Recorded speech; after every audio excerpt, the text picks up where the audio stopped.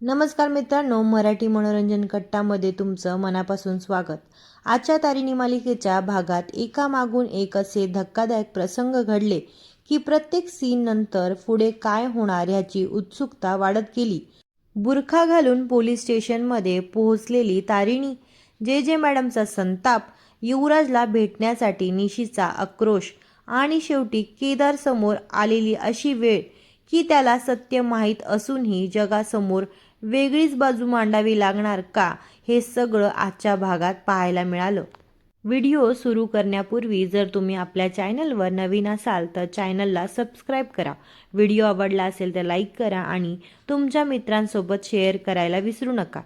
आजच्या भागाच्या सुरुवातीलाच आपल्याला पोलीस स्टेशनचं दृश्य पाहायला मिळतं.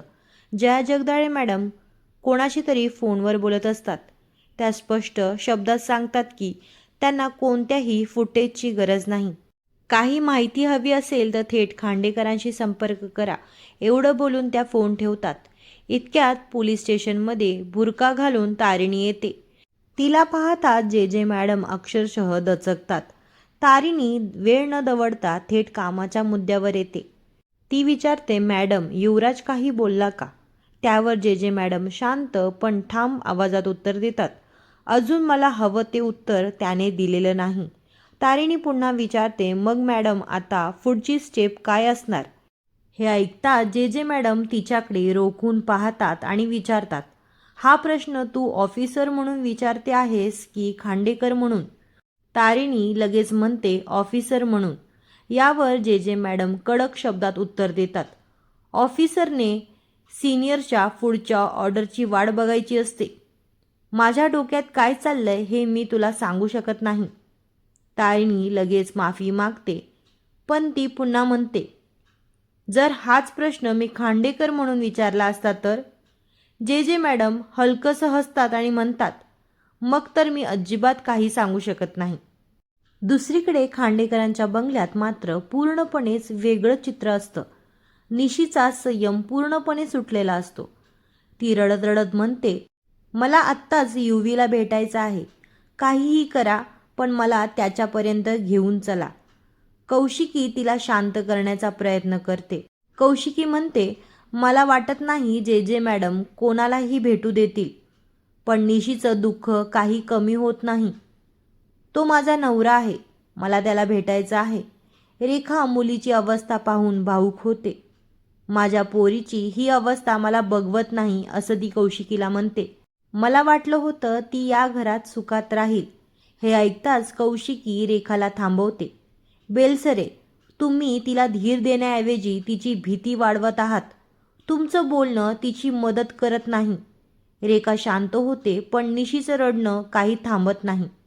कौशिकी तिच्या जवळ बसते आणि प्रेमाने समजावते, निशी, मला माहिती आहे तुला युवराजची खूप काळजी वाटते. मी तुमची भेट घडवून आणण्यासाठी प्रयत्न करेन, पण आता मी कोणतंही वचन देऊ शकत नाही. निशीच्या डोळ्यात अश्रू असतात आणि घरातलं वातावरण आणखी भावनिक होतं. यानंतर आपल्याला कौशिकी फोनवर डॉक्टर कामत यांच्याशी बोलताना दिसते. तिच्या आवाजातून काळजी स्पष्ट जाणवत असते. ती म्हणते, डॉक्टर काका, निशी ऐकतच नाहीये. तिला फक्त युवराजला भेटायचं आहे. मी तिला कितीही समजवलं तरी ती शांत होत नाही. डॉक्टर कामत शांतपणे उत्तर देतात, मला समजते कौशिकी, तिला युवराजला भेटल्याशिवाय बरं वाटणार नाही. त्यावर कौशिकी म्हणते, पण काका, तुम्हाला ही माहिती आहे, या केसच्या ऑफिसर जे मॅडम आहेत, त्यांनी तर मला सुद्धा युवराजला भेटू दिलं नाही. अशा परिस्थितीत निशीला कसं भेटू देतील? आणि आता मला कोणताही नवीन प्रॉब्लेम निर्माण करायचा नाही. मला फक्त युवराजला बेल मिळावी एवढंच वाटतंय. हे ऐकून डॉक्टर कामत थोडा विचार करतात आणि म्हणतात, माझ्याकडे एक पर्याय आहे.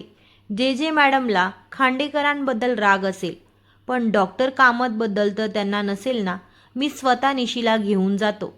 कौशिकीला थोडा दिलासा मिळतो. खरंच काका, तुम्ही जाल?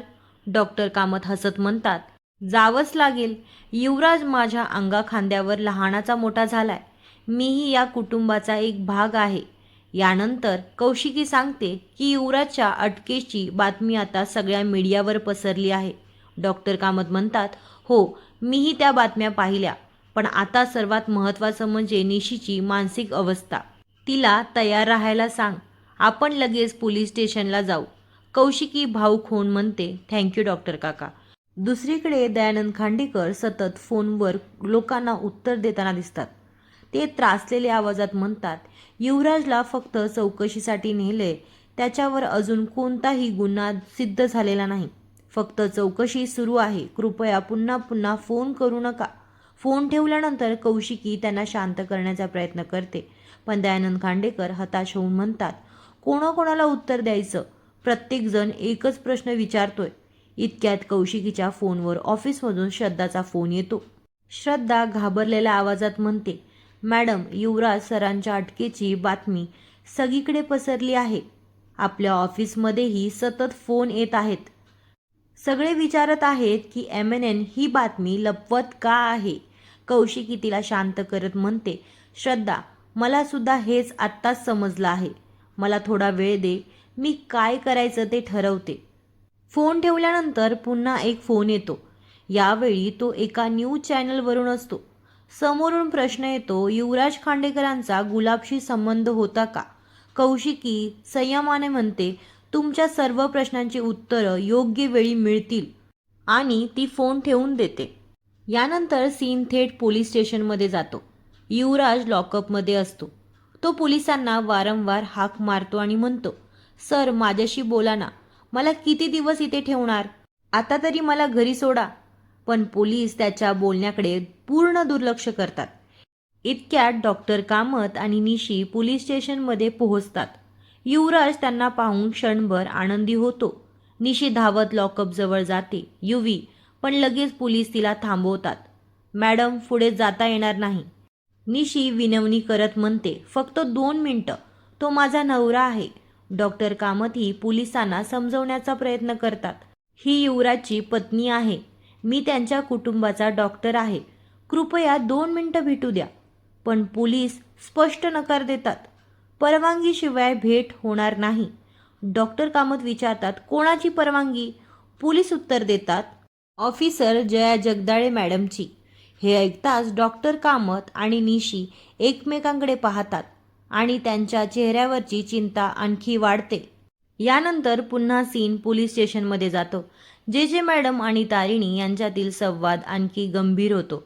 तारिणी शांतपणे म्हणते, मॅडम, जर आपल्याला युवराजला गुन्हेगार सिद्ध करायचं असेल तर त्यासाठी ठोस पुरावा लागेल. त्यावर जे मॅडम आत्मविश्वासाने उत्तर देतात, पुरावा मिळणार. आज नाही तर उद्या मिळणारच. आणि जे ठरवते ते करून दाखवते. त्यामुळे आता इथून पुढे तोंड बंद ठेवायचं, कळलं? जे मॅडम हे मुद्दाम मोठ्या आवाजात बोलत असतात, कारण त्याच वेळी त्यांच्या मागे निशी आणि डॉक्टर कामत येऊन उभे राहिलेले असतात. तारिणीला त्यांची चाहूल लागताच ती पटकन पुन्हा बुरक्याचा नकाब चेहऱ्यावर ओढते. जे मॅडम लगेच निशी आणि डॉक्टर कामत यांच्याकडे वळतात. त्या अपरोधिकपणे म्हणतात, आज नवीन वकील घेऊन आलात वाटतं. डॉक्टर कामत लगेच स्पष्ट करतात, नाही मॅडम, मी वकील नाही. मी डॉक्टर कामत, खांडेकर कुटुंबाचा फॅमिली डॉक्टर आहे. निशी पुढे येऊन काही बोलण्याचा प्रयत्न करते, मला मॅडम. पण जे मॅडम तिला मध्येच थांबवतात. थांबा, हे काही खांडेकरांचं घर नाहीये. वाटेल तिथे वाटेल तसं आत घुसायचं नाही. निशी डोळ्यात पाणी आणून विनंती करते, मॅडम, मला फक्त युवराजला भेटायचं आहे, प्लीज. जे मॅडम मात्र अजिबात मऊ पडत नाहीत. इतक्यात त्या पुन्हा तारिणीकडे पाहून म्हणतात, ओ मॅडम, तुमचं काम झालं ना? आता काय इथेच वस्तीला राहणार आहात? निशीची नजर बुरखा घातलेल्या तारिणीकडे जाते, पण जे मॅडम लगेच तिला थांबवत म्हणतात, तिकडे काय बघताय, इकडे बघा. एका वेळी एकच केस हाताळते मी. तारिणी निघून जायला लागते. तेवढ्यात जे मॅडम पुन्हा तिला आवाज देतात, ऐका, जेने पकडलेला गुन्हेगार इतक्या सहजासहजी सुटत नाही.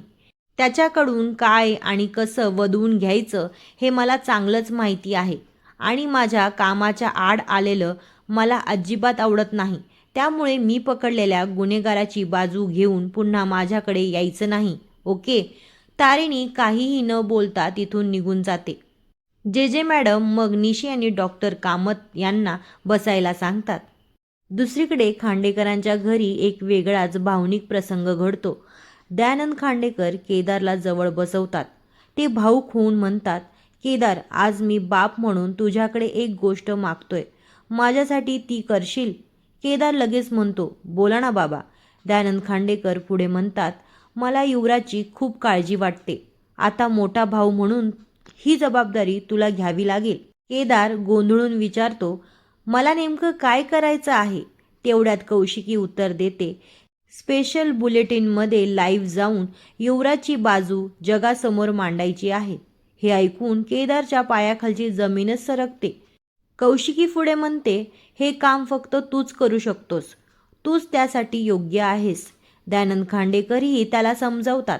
लोकांसमोर अजून सत्य आलेलं नाही. युवराजला फक्त चौकशीसाठी नेलं आहे हे जगाला कळायला हवं. कौशिकी म्हणते, तारिणीने गुलाबला घरात पाहिलं होतं. युवराज आणि गुलाब एकमेकांना ओळखत होते हे खरं आहे, पण गुलाबच्या गुन्ह्याशी युवराजचा संबंध आहे हे अजून सिद्ध झालेलं नाही. त्यामुळे MNNच्या माध्यमातून ही बाजू लोकांसमोर तूच मांड. पण या सगळ्या संवादादरम्यान केदारच्या मनात वेगळंच वादळ सुरू असतं. तो मनातच म्हणतो, तुम्ही सगळे युवराजवर विश्वास ठेवताय, पण खरं सत्य मला माहिती आहे.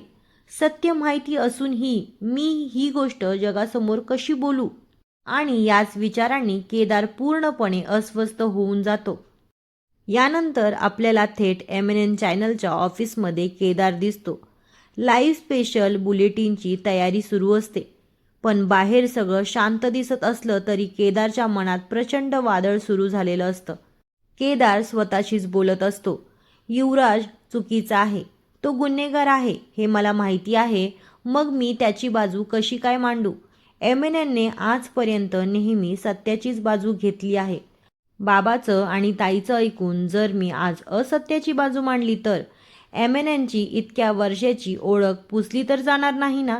इतक्यात स्टाफमधील एक मुलगी त्याच्याजवळ येते आणि म्हणते, केदार सर, अजून 5 मिनिटात आपण लाईव्ह जाणार आहोत. सगळी तयारी झाली आहे. केदार फक्त मान हलवतो, पण त्याच्या चेहऱ्यावरचं टेन्शन स्पष्ट दिसत असतं. त्याचवेळी केदारच्या फोनवर तारिणीचा फोन येतो. तारिणी विचारते, केदार कुठे आहेस तू? केदार उत्तर देतो, मी MNN ऑफिसमध्ये आहे. हे ऐकताच तारिणीला धक्का बसतो. ती म्हणते, आत्ता या वेळेला ऑफिसमध्ये? केदार म्हणतो, हो, अचानक स्पेशल बुलेटिन करायचं ठरलं आहे आणि बाबा आणि ताईची इच्छा आहे की हे मीच करावं. तारिणी आश्चर्याने विचारते, अरे पण इतक्या अचानक? केदार पुढे म्हणतो, मला युवराजची बाजू जगासमोर मांडायला सांगितलं आहे. हे ऐकून तारिणी ही क्षणभर शांत होते. केदार भाऊक होऊन म्हणतो, बॉस, मला माहिती आहे हे सगळं चुकीचं आहे. मला पूर्ण सत्य माहिती आहे, पण ते सत्य मी कोणालाच सांगू शकत नाही. बाबा माझ्याकडे इतक्या विश्वासाने बघत होते.